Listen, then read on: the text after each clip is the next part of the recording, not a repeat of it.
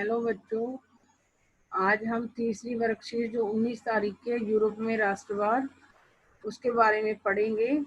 लेकिन अगर आप जो इस हफ्ते की तीनों वर्कशीट्स आई है तो इससे आपके यूरोप में राष्ट्रवाद से संबंधित 8-10 क्वेश्चन कंप्लीट हो जाएंगे। जो बच्चा इन तीनों वर्कशीट्स को कर लेगा ढंग से तो यूरोप में राष्ट्रवाद से संबंधित जो मुश्किलें हैं उसकी कम हो सकती हैं। और जो बच्चे ज़्यादा नहीं लर्न कर सकते, अगर वो तीनों वर्कशीट्स को इनको ढंग से कर लेते हैं तो अगर यूरोप में राष्ट्रवाद से कोई भी क्वेश्चन आएगा तो वो उनका छूटेगा नहीं, वो कंप्लीट कर लेंगे अपने। तो 1815 के यूरोप में राष्ट्रवाद में क्या है, 1815 के उपरांत यूरोप में रूढ़िवाद जब नेपोलियन को खत्म कर दिया गया तो वहाँ के जो रूढ़िवादी लोग थे वो नहीं चाहते थे कि जो पुरानी संस्थाएं हैं उनको खत्म किया जाए। वो चाहते थे कि जो पुरानी संस्थाएं हैं राजतंत्र की उनमें थोड़ी सी चेंजेज करके उनको जिंदा रखा जाए। तो 1815 में नेपोलियन की हार के उपरांत यूरोप की सरकारों का झुकाव पुण्य रूढ़िवाद की तरफ बढ़ गया। नेपोलियन जब 1815 में हार गया तो उसके बाद जो सरकारें बनी वहाँ पर, तो उन सरकारों का जो झुकाव था वो रूढ़िवाद की तरफ बढ़ रहा था, यानी कि रूढ़िवाद की भावना उनके अंदर आ रही थी। रूढ़िवादी विचार पुरानी चीज़ों को बना के रखना, चेंजेस को जो पसंद नहीं करते, जो चाहते हैं कि पुरानी चीज़ में बिल्कुल चेंज ना हो। लेकिन अपनी राजनीतिक विचारधारा के अनुरूप रूढ़िवादियों ने स्थापित संस्थाओं, रीति रिवाजों, परंपराओं को मान्यता दी एवं तीव्र परिवर्तन के स्थान पर क्रमिक विकास पर जोर दिया। 1815 में नेपोलियन को जब हार मिली तो उसके बाद जो यूरोप के अंदर सरकारें बनी तो उन्होंने वो रूढ़िवादी विचारधारा से ज़्यादा प्रभावित थी और अपनी राजनीतिक विचारधारा के अनुरूप उनकी जो राजनीति के बारे में जो विचारधारा थी रूढ़िवादियों ने स्थापित संस्थाओं, रीति रिवाजों, जो पुरानी संस्थाएं स्थापित की हुई थी राजतंत्र की, वो जो पुराने रीति रिवाज थे, जो पुरानी मान्यताएं थी, उनमें परिवर्तन के स्थान पर वो नहीं चाहते थे कि जो पुरानी रीति रिवाज है, संस्थाएं हैं, परंपराएं हैं, उनमें परिवर्तन हो। वो चाहते थे इनके अंदर क्रम स्टेप बाय स्टेप परिवर्तन होना चाहिए। और इस परिप्रेक्ष्य में एक शिखर सम्मेलन जिसे कांग्रेस कहा गया का आयोजन वियना में किया गया। जब ये एक शिखर सम्मेलन बुलाया गया था जिसको कांग्रेस कहा गया, ये वियना में आयोजित किया गया था कांग्रेस सम्मेलन। ये इस कांग्रेस का आयोजन ऑस्ट्रियन चांसलर ड्यूक मेटरनिक ने किया। इस कांग्रेस में वियना संधि पर हस्ताक्षर किए गए।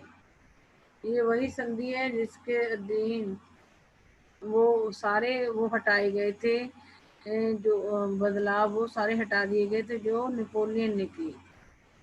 एक शिखर सम्मेलन जिसको कांग्रेस कहा जाता वो वियना में किया गया था।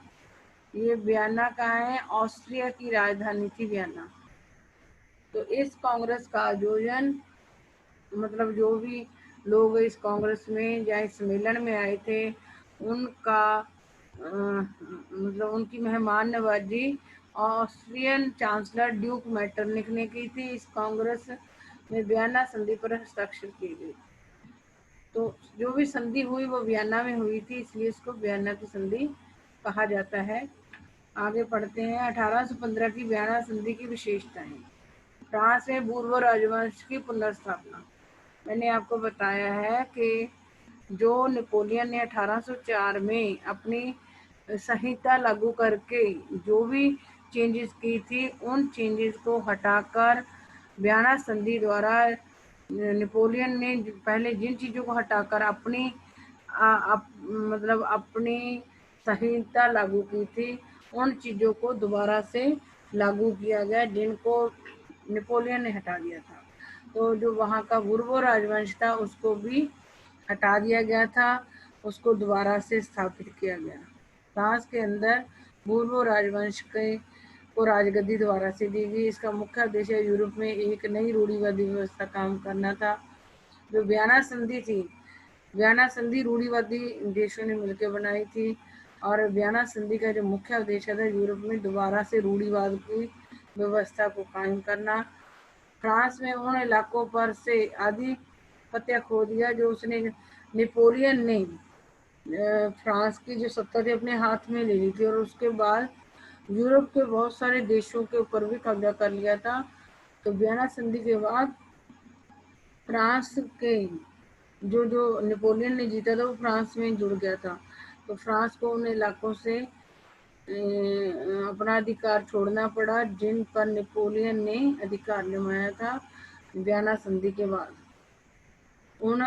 जो इलाके नेपोलियन ने फ्रांस में मिला लिए थे, उन सारे इन इलाकों को आज़ाद करना पड़ा फ्रांस को जब वियना संधि लागू हुई। फ्रांस के सीमा विस्तार पर रोक के हेतु नए राज्यों की स्थापना।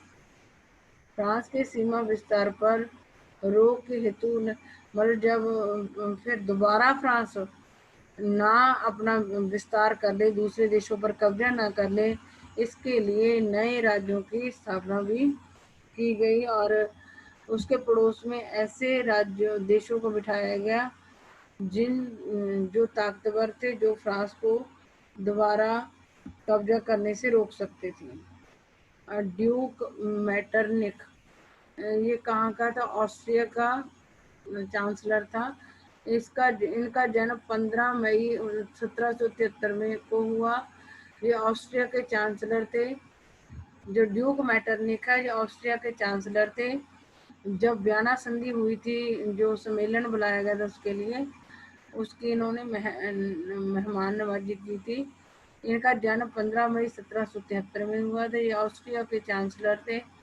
1814 से 1848 तक के काल में इन्होंने यूरोप की राजनीति में महत्वपूर्ण भूमिका निभाई। मतलब पहले नेपोलियन था 1804 से 15 तक, 14 तक, फिर ये आ गए थे ड्यूक मैटरनिक था। इसने वियना की संधि के द्वारा सारे जो नेपोलियन ने चेंजेस की थी उनको हटा दिया था। और नेपोलियन के बाद ऑस्ट्रिया का जो चांसलर था ड्यूक मैटरनिक, उसने मतलब यूरोप की राजनीति को में महत्वपूर्ण भूमिका निभाई थी नेपोलियन के जाने के बाद 1814 से 1848 तक।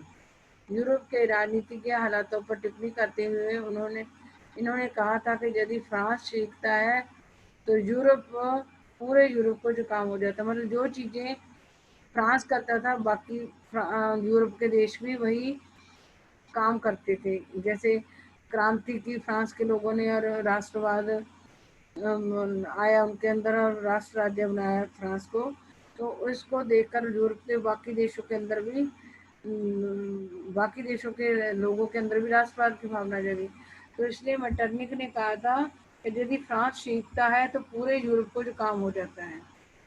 तो वियना संधि में इसकी महत्वपूर्ण भूमिका थी, क्योंकि ड्यूक मैटरनिक जो वियना में जो सम्मेलन हुआ था उसका नेतृत्व भी मैटरनिक ने किया था, ऑस्ट्रिया के चांसलर ने।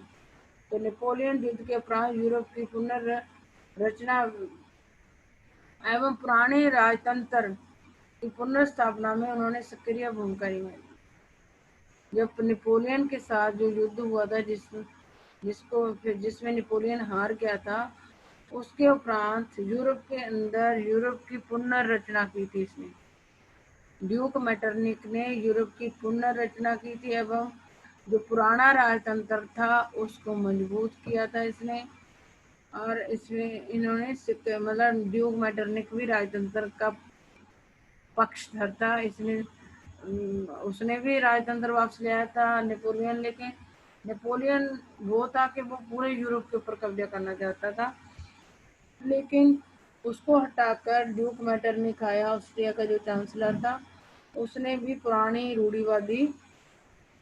रूढ़िवाद को पुनर्स्थापित किया, राजतंत्रों को पुनर्स्थापित किया।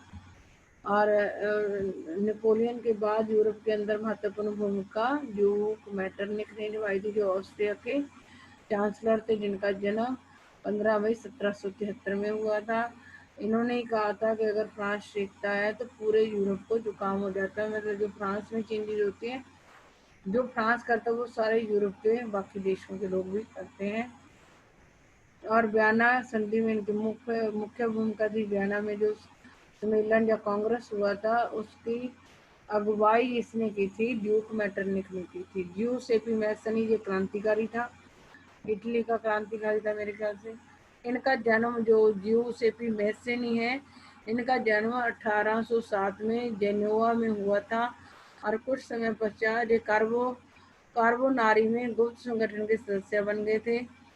मतलब ये गुप्त संगठन ये थे कि जो लोग यूरोप के अंदर क्रांतिकारी कर रहे थे। जब 1415 में ये वियना संधि के द्वारा ड्यूक मेटरनिक था, जो वो यूरोप को, पूरे यूरोप को चला रहा था, तो उसके बाद वहां पे जो क्रांतिकारी थे वो डर रहे थे, तो वो कर रहे, गुप्त संगठन बना के यूरोप के अंदर जो राजतंत्र दोबारा स्थापित हो गया था उसको खत्म करने की योजनाएं बनाते थे।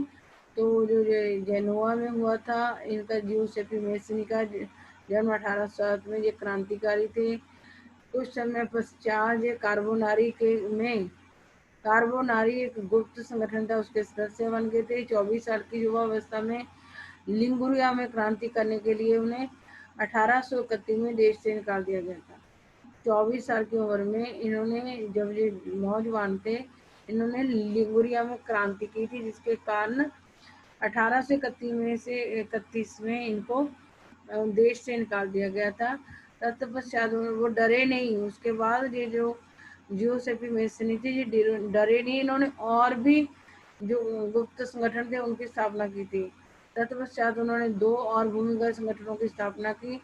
पहला था मार्सेई के में जंग इटली, और दूसरा बर्न में जंग यूरोप।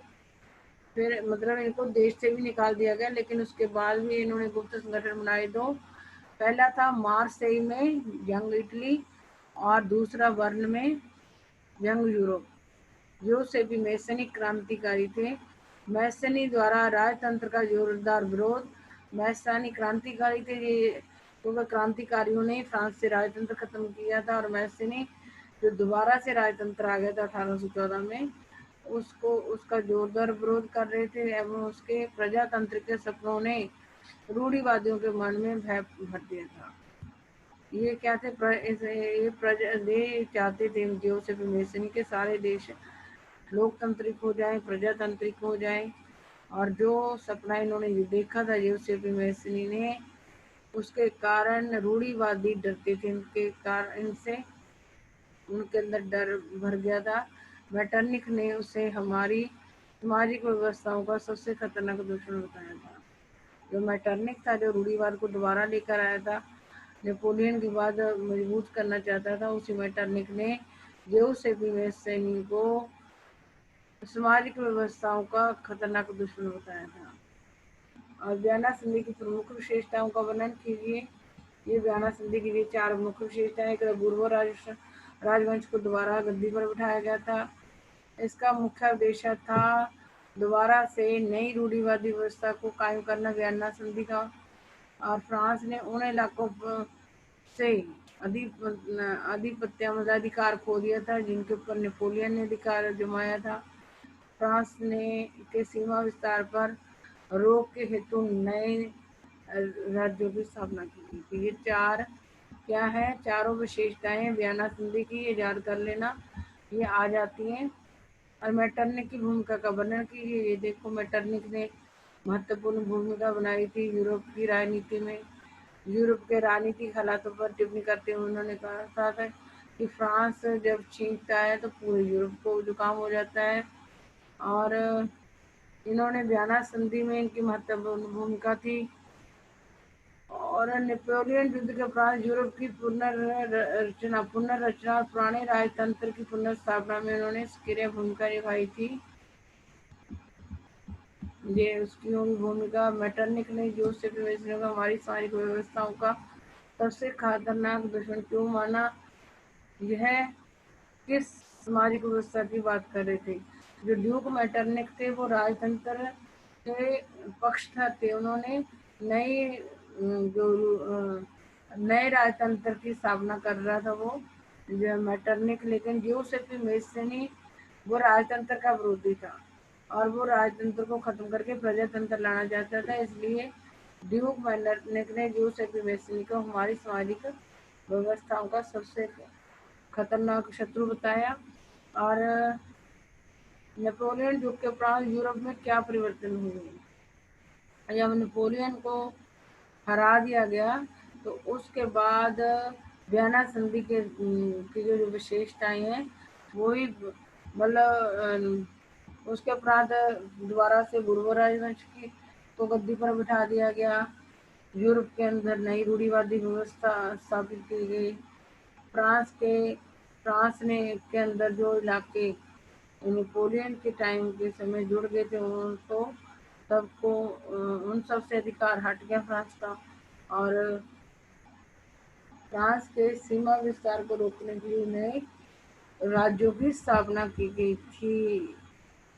यही है नेपोलियन युग के उपरांत यूरोप में ये 4 परिवर्तन हुए थे जो वियना संधि वाले वो है। ये आपको समझ आ गई होगी क्योंकि आप लोग मेरे साथ ये चैप्टर पढ़ चुके हो। और इस हफ्ते की तीनों वर्कशीट मैंने आप लोगों को समझा दी है। अगर फिर भी ना समझाए तो आप मेरे से दोबारा जो भी डाउट हो आप फ़ोन करके या व्हाट्सएप पे क्वेश्चन करके पूछ सकते हो।